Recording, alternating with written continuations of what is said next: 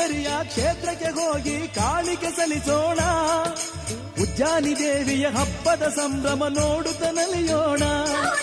ಗುಡಿಯಲ್ಲಿ ನಡೆವ ಹೋಮದ ಪೂಜೆ ವೈಭವ ನೋಡೋಣ.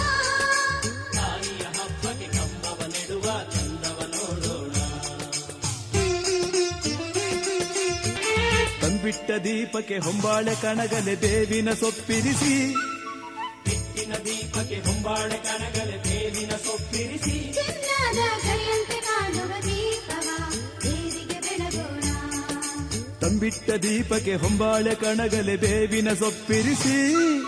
ಹಿಟ್ಟಿನ ದೀಪಕ್ಕೆ ಹೊಂಬಾಳೆ ಕಣಗಲೆ ಬೇವಿನ ಸೊಪ್ಪಿರಿಸಿ. ಚಿನ್ನದ ಕೈಯಂತೆ ಕಾಣುವ ದೀಪವ ದೇವಿಗೆ ಬೆಳಗೋಣ. ತಮಟೆ ನಗಾರಿ ವಾದ್ಯವ ಬಡಿಯುತ್ತ ಕುಣಿಯೋಣ.